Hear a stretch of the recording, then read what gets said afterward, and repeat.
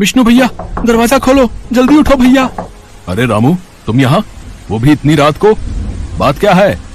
भैया, आसमान से आफत बरस रही है, पूरी बस्ती में पानी भर गया है, सब बर्बाद हो गया, सबकी जान आफत में है भैया। अरे अब तो तुम ऐसा करो, सबको यहाँ ले आओ, ये जगह बस्ती से काफी ऊंचाई पर है। अब जल्दी जाओ, तब तक मैं सबके रुकने का इंतजाम करता हूँ। ठीक है भैया, बहुत बहुत शुक्रिया, भगवान तुम्हारा भला करे। इतना कहकर रामू वहाँ से चला गया। दरअसल जिस बस्ती की वो बात कर रहा था वो उसी पहाड़ी के ठीक नीचे बसी थी, जहाँ विष्णु एक छोटी सी झोपड़ी में अपने पत्नी और बच्चे के साथ रहता था। कई साल पहले विष्णु भी उसी बस्ती में रहा करता था, लेकिन फिर दूसरी बिरादरी की लड़की से शादी करने की वजह से बस्ती वालों ने उसे वहां रहने नहीं दिया। मजबूर होकर विष्णु को सबसे दूर उस पहाड़ी पर रहना पड़ा। लेकिन जब बस्ती वालों पर भयंकर बारिश मुसीबत बनकर बरसी तो उसने एक पल भी नहीं सोचा और फौरन उन सब की मदद के लिए तैयार हो गया। हालांकि ये बात उसकी पत्नी कमला को रास नहीं आ रही थी। मैं कहती हूँ कि आखिर जरूरत क्या है इतना महान बनने की? ये वही बस्ती वाले हैं जिन्हें एक पल नहीं लगा तुमसे नाता तोड़ने में। इतने सालों में एक बार हमारी सुध तक ना ली किसी ने, और अब जब खुद पर मुसीबत आई है तो कैसे बेशर्मों की तरह चले आए यहाँ। ऐसा मत कहो कमला, वो लोग जैसे भी हैं हमारे अपने हैं और फिलहाल बड़ी मुसीबत में हैं। ऐसे में हमें उनकी मदद ही करनी चाहिए। पर उनकी मदद करोगे कैसे? पूरी की पूरी बस्ती को न्योता भिजवा दिया तुमने। यहाँ कौन सी हवेली खड़ी है तुम्हारी? इस बंजर जमीन पर वैसे भी कुछ नहीं उगता। रूखा सूखा खाकर तो खुद का गुजारा चल रहा है, तो उन सबको कहाँ रखोगे?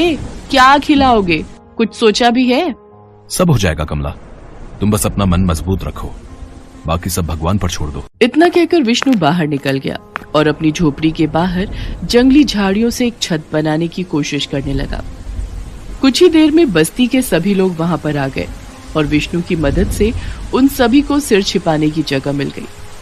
हालांकि इतनी मदद काफी नहीं थी, बारिश एक पल के लिए भी नहीं रुकी और देखते ही देखते पूरी बस्ती पानी के साथ बह गई। ऊंची पहाड़ी पर सिर्फ विष्णु की झोपड़ी ही सही सलामत थी और फिलहाल वही पूरी बस्ती का आसरा थी। कमला, बाहर सबका भूख से बुरा हाल है। अब चलो, मैं तुम्हारी मदद करता हूँ, मिलकर सबके लिए कुछ पका लेते हैं। क्या पकाओगे? चूल्हे पर चढ़ाने के लिए कुछ होना भी तो चाहिए। ये देखो, बस एक मुट्ठी भर दाल चावल पड़े हैं, जो हमारे लिए भी काफी नहीं है। बारिश की वजह से जो फसल बोई थी सारी की सारी बर्बाद हो गई। भगवान जाने अब क्या होगा। उदास होकर विष्णु अपनी झोपड़ी से बाहर आया, लेकिन बाहर भूख से बिलखते बच्चों को देखकर उसकी आंखों में आंसू आ गए। भैया परेशान ना हो, बस ये बारिश थम जाए जरा, फिर सब अपना ठिकाना ढूंढ ही लेंगे।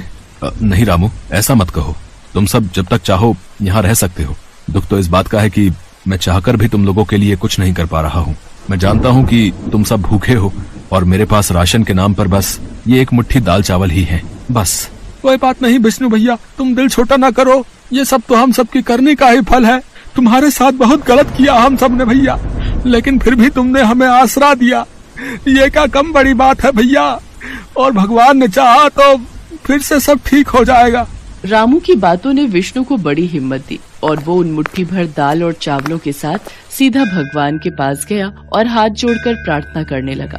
हे भगवान, दया करो, मैं सबकी मदद करना चाहता हूँ, सबका पेट भरना चाहता हूँ मैं, लेकिन इसमें मुझे आपका साथ चाहिए। विष्णु को अब भगवान से ही उम्मीद थी। वो काफी देर तक भगवान के सामने हाथ जोड़े बैठा रहा। तभी उसकी पत्नी कमला वहाँ पहुँची और उससे बोली, सुनो जी, राजू भूख के मारे रोए जा रहा है, लाओ वो दाल चावल मुझे दो, मैं फटाफट उसके लिए खिचड़ी बना देती हूँ। लेकिन कमला। लेकिन क्या जी, इतने से दाल चावल में किसी का कुछ नहीं होगा, कम से कम अपनी औलाद का पेट तो भर लेने दो।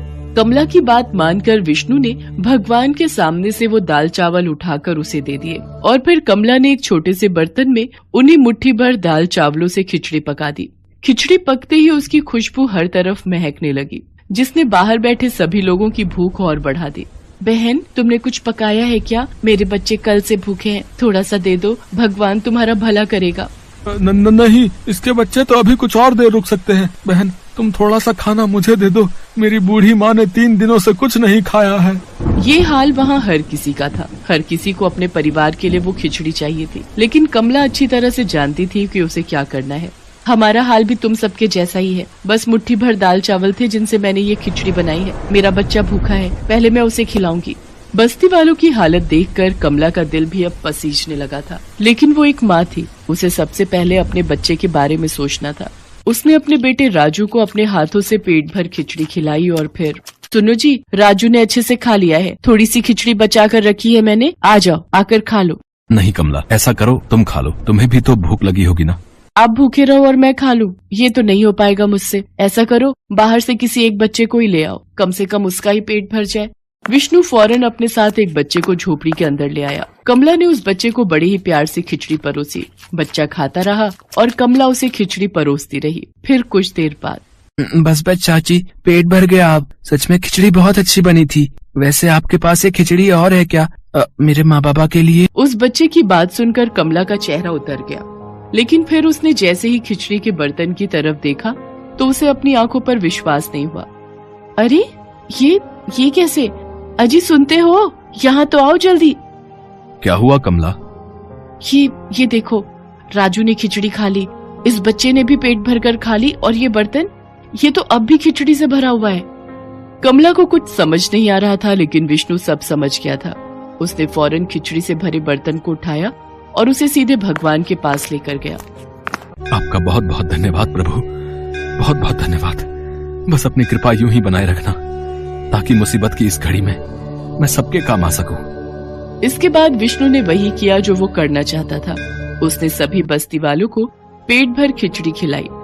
बावजूद इसके खिचड़ी का वो बर्तन जरा भी खाली नहीं हुआ।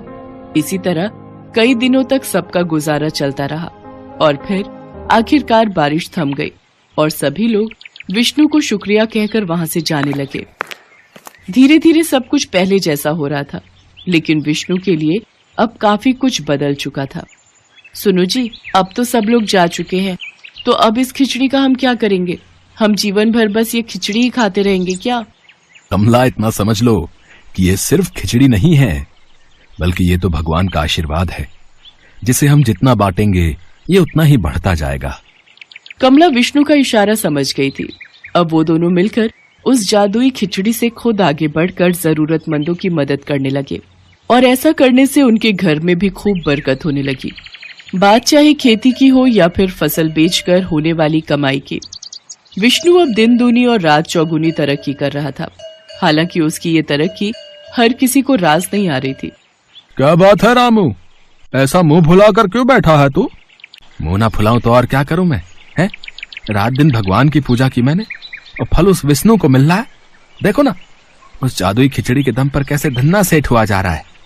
लेकिन अब बस, मैं ये सब और नहीं देख सकता। वैसे तो सामने से रामू हमेशा विष्णु को अपना भाई जैसा ही मानता था, लेकिन असल में ये सब बस एक दिखावा ही था। उसे विष्णु की तरक्की और हर तरफ होती तारीफ से बड़ी जलन हो रही थी, जिसके चलते आखिरकार उसने उस जादुई खिचड़ी को चुराने का फैसला कर लिया। एक रात वो दबे पांव विष्णु के घर में घुसा और चुपचाप उस खिचड़ी के पूरे बर्तन को ही अपने साथ ले जाने लगा। लेकिन वो उस बर्तन को घर से बाहर ले जा पाता, उससे पहले ही वो बर्तन उसके हाथों से छूट गया। बर्तन के गिरने की आवाज से विष्णु और कमला की आंख खुल गई, और ये देखकर रामू बुरी तरह घबरा गया और तुरंत ही वहां से भाग निकला। कमला, क्या हुआ? कैसी आवाज थी वो? पता नहीं जी, यहाँ तो सब ठीक ठाक है, सारे बर्तन अपनी जगह पर ही हैं। अच्छा, और जरा एक बार खिचड़ी का बर्तन खोलकर देखो, उसमें खिचड़ी तो है ना? हाँ, ये तो पूरा भरा हुआ है, बिल्कुल पहले की तरह। कमला की बात सुनकर विष्णु ने एक बार फिर भगवान के सामने सिर झुकाया और फिर वो दोनों चैन की नींद सो गए।